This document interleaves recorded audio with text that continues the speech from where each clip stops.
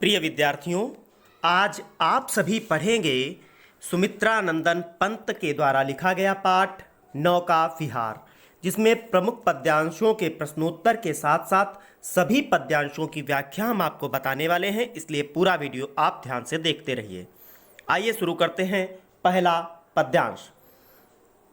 शांत स्निग्ध ज्योत्सना उज्ज्वल अपलक अनंत नीरव भूतल, सैकत शय्या पर दुग्ध धवल तनवंगी गंगा ग्रीष्म विरल, लेटी हैं श्रांत क्लांत निश्चल, तापस बाला गंगा निर्मल, शशिमुख से दीपित मृदु करतल, लहरों उर पर कोमल कुंतल।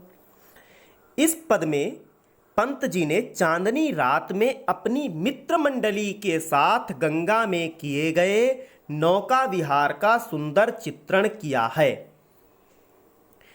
अब पंत जी कहते हैं कि शांत स्निग्ध ज्योत्सना उज्ज्वल, अर्थात चारों ओर शांत, स्निग्ध और उज्ज्वल, ज्योत्सना माने चांदनी, छिटकी हुई है यानी बिखरी हुई है, और आकाश अपलक नेत्रों से माने एकटक नेत्रों से, अनंत माने आकाश, इस शांत पृथ्वी तल को देख रहा है।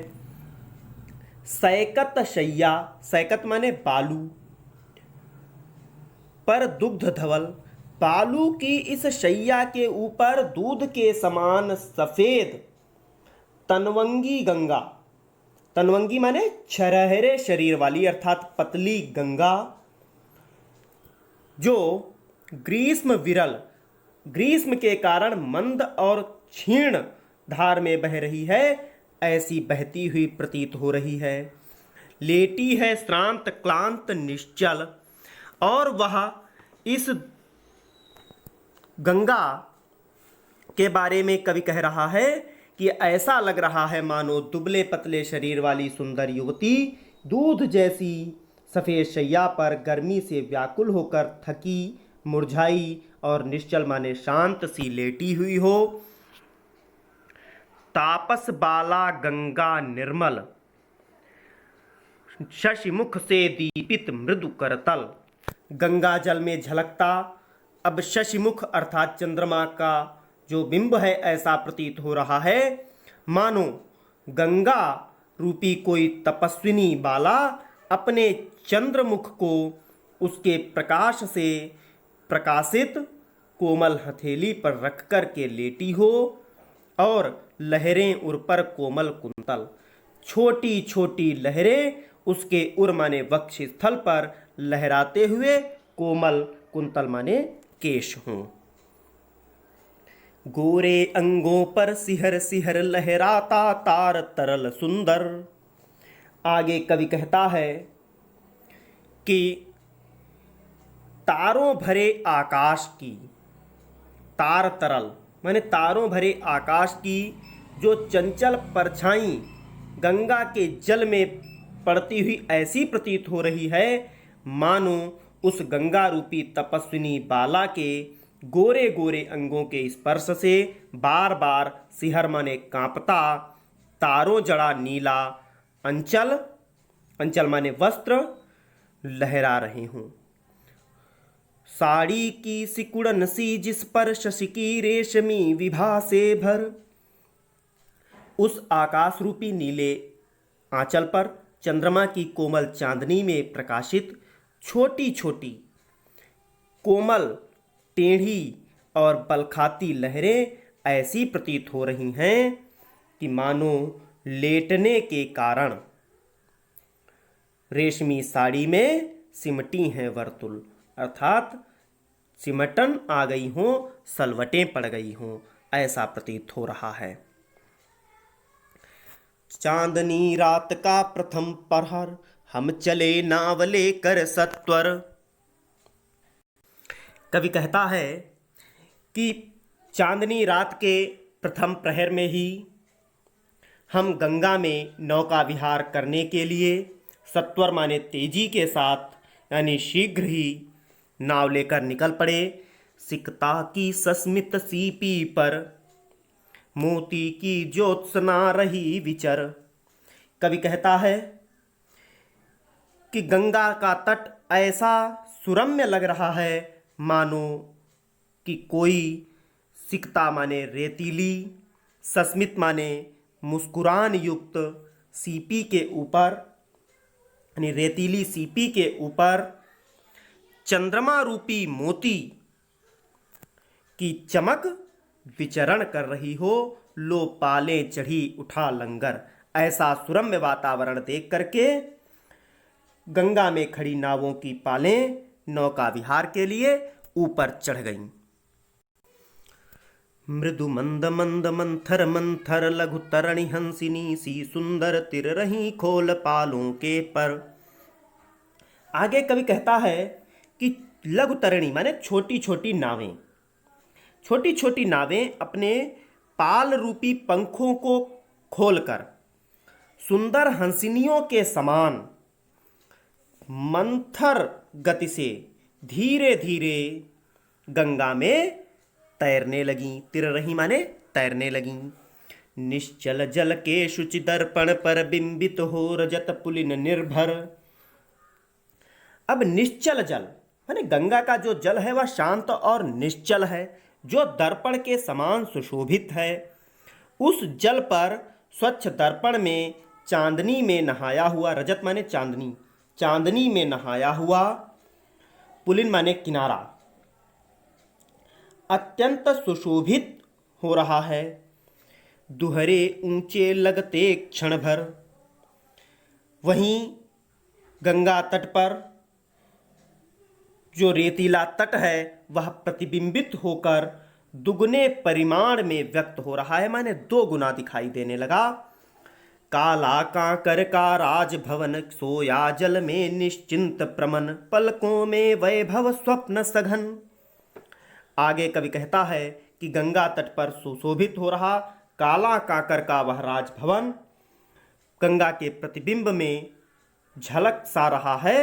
वह प्रतिबिंब ऐसा लगता है मानो वह राजभवन गंगा जल रूपी शैया पर निश्चिंत होकर के सो रहा है, क्योंकि गंगा का जल बिल्कुल शांत है और उसकी झुकी पलकों तथा शांत मन में मानो वैभव रूपी स्वप्न तैर रहे हों।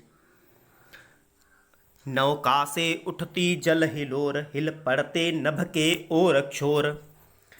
आगे कवि कहता है कि जब उस गंगा के जल में नाव चलती है तो लहरें उठती हैं। उन लहरों के कारण गंगा में प्रतिबिंबित सारा आकाश, नभ माने आकाश, हिल उठता है। वहीं गंगा का जल शांत होने पर उसमें प्रतिबिंबित तारों की परछाई ऐसी प्रतीत होती है। विस्फारित नयनों से निश्चल कुछ खोज रहे चल तारक दल, कि मानो तारे जल के अंदर के भाग को विस्फारित नयनों से, विस्फारित माने आंखें फाड़ करके अपलक नेत्रों से उसमें कुछ खोज रहे हैं। ज्योतित कर नभ का अंतस्तल। वह गंगा इन तारों रूपी लघु द्वीपों को छिपाए हुए चपल लहरें इधर उधर छिपती हुई सी प्रतीत हो रही हैं, मानो गंगा की लहरें छिप सी रही हों ऐसा दिखाई दे रहा है।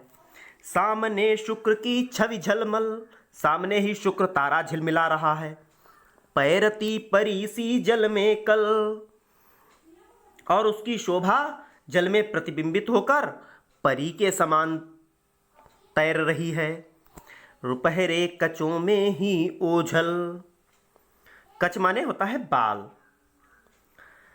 अब वह उसकी शोभा को जल में प्रतिबिंबित होकर परी से तैर रही है, जो कभी कभी चांदी जैसे रुपहले बालों अर्थात गंगा की लहरों में ओझल माने छिप जाती है।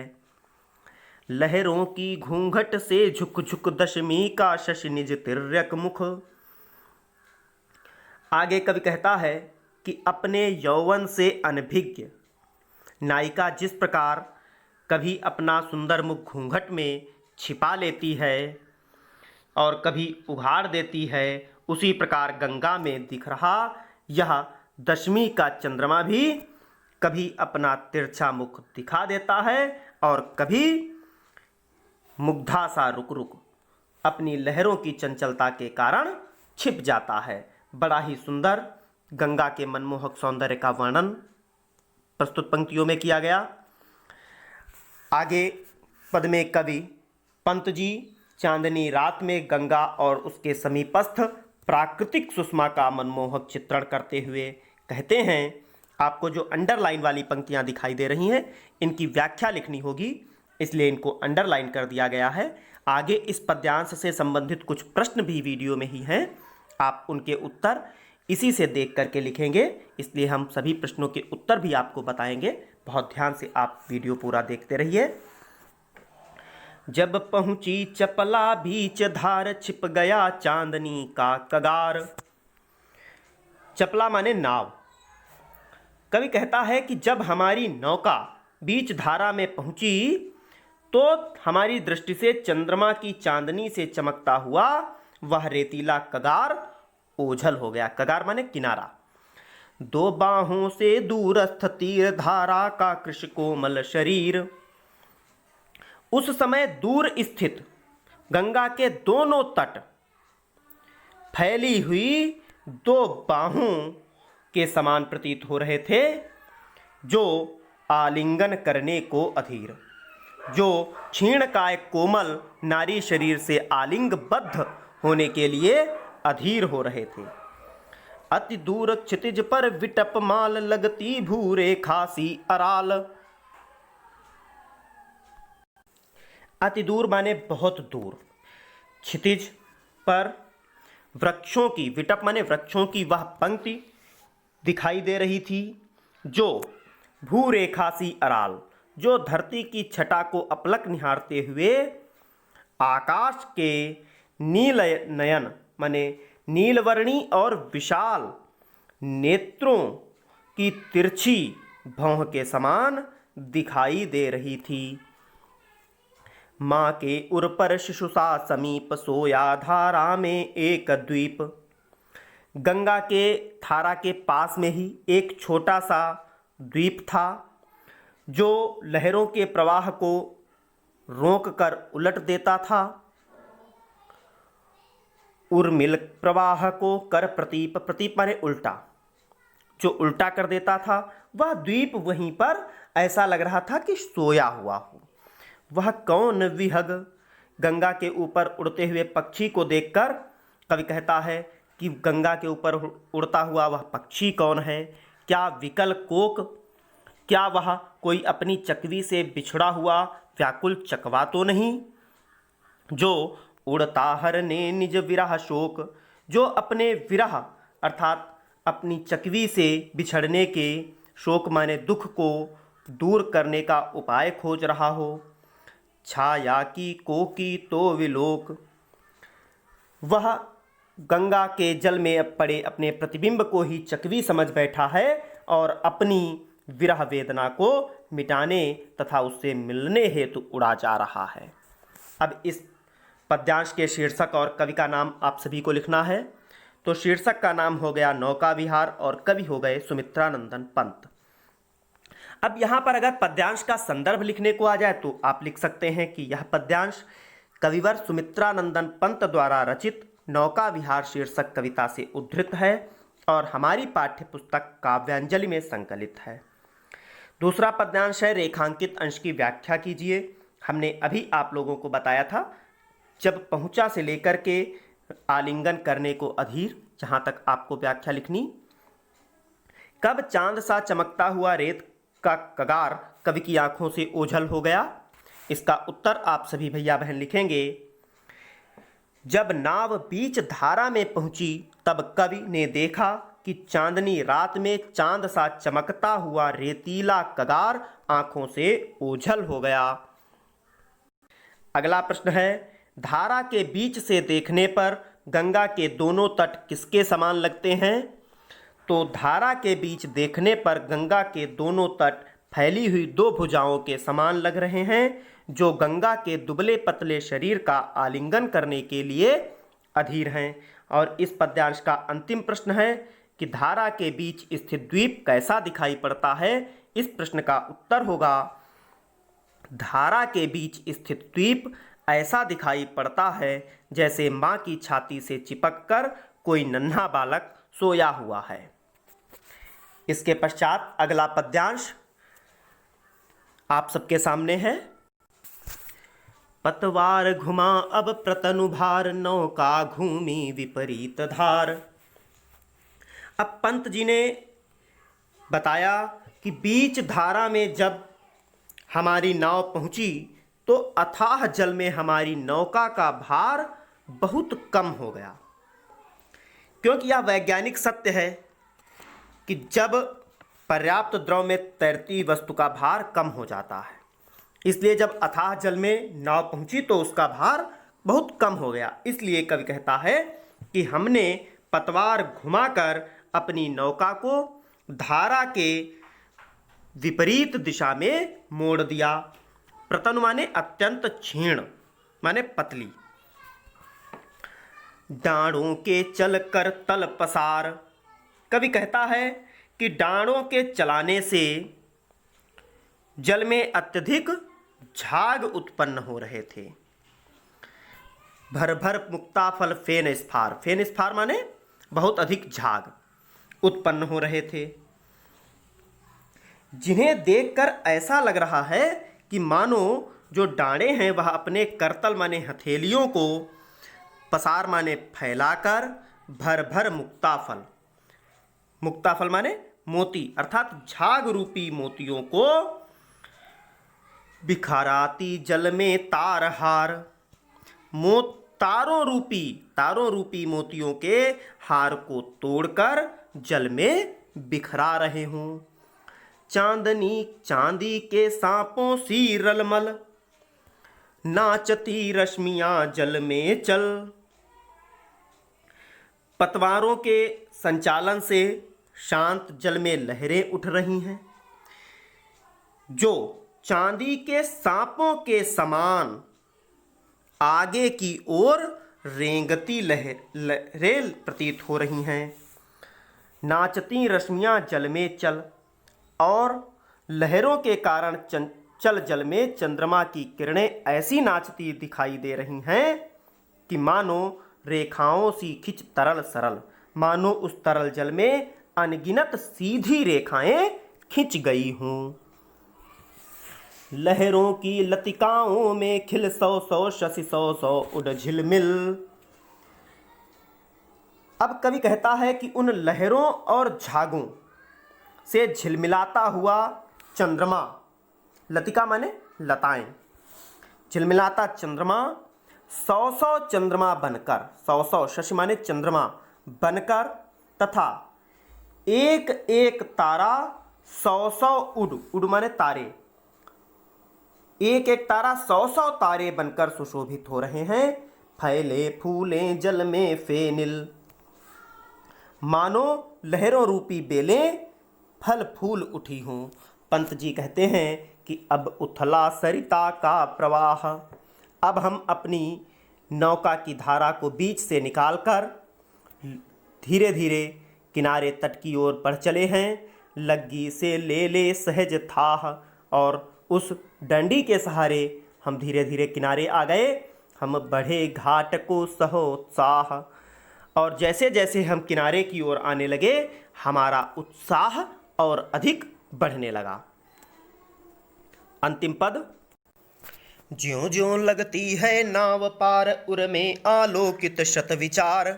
अब भावनाओं के समुद्र में डूबा हुआ वह कवि जैसे जैसे उसकी नाव किनारे की ओर लगती जाती है, उसके हृदय में सैकड़ों विचार आलोकित माने प्रकट होते रहते हैं, और वह सोच रहा है, इस धारा सा ही जग का क्रम शाश्वत, इस जीवन का उद्गम शाश्वत है गति शाश्वत संगम।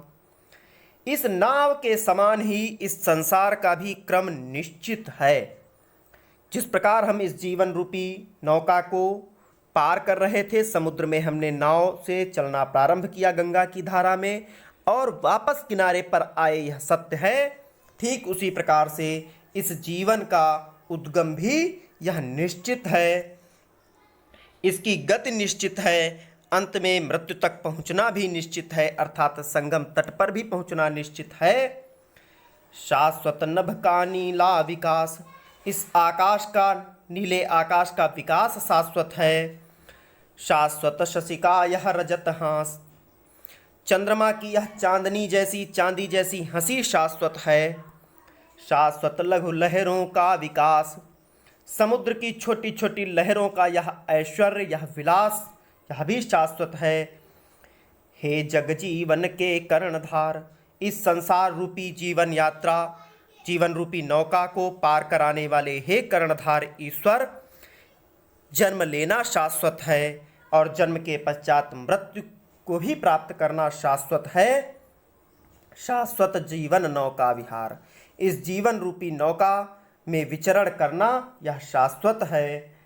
मैं भूल गया अस्तित्व ज्ञान जीवन का यह शाश्वत प्रमाण, मैं अपने अस्तित्व ज्ञान को ही भूल गया था और यही इस जीवन का शाश्वत प्रमाण है।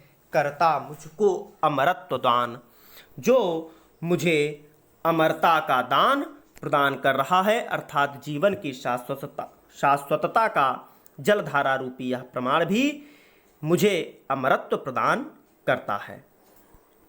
अब इस पद में आपको शीर्षक और कवि का नाम लिखना है। आप एक बार लिख चुके हैं। शीर्षक का नाम आपका हो जाएगा नौका विहार, कवि का नाम सुमित्रानंदन पंत। रेखांकित अंश हमने आपको बताया, इस धारा से लेकर और शाश्वत संगम तक आपको व्याख्या लिखनी है। तीसरा प्रश्न है, इस संसार की गति कवि को किसके समान लगती है? तो इस संसार की गति कवि को धारा के समान लगती है। चौथा प्रश्न, गंगा के दोनों किनारे कवि को किसके समान लगते हैं? तो गंगा के दोनों किनारे जन्म और मृत्यु के समान सनातन लगते हैं। पांचवा प्रश्न, कवि क्या भूल गया था? इस प्रश्न का उत्तर होगा कवि जीवन का वास्तविक स्वरूप भूल गया था। इस प्रकार आप सभी ने पूरा वीडियो नौका विहार से संबंधित देखा। आप अपने सभी मित्रों को वीडियो शेयर करें और अभी तक अगर चैनल सब्सक्राइब नहीं किया है, चैनल सब्सक्राइब करें। डिस्क्रिप्शन में हमने सभी क्लासों के लिंक दे दिए हैं, जहां से आप अपने कक्षा से संबंधित हिंदी विषय के सभी वीडियो देख सकते हैं। धन्यवाद। जय हिंद।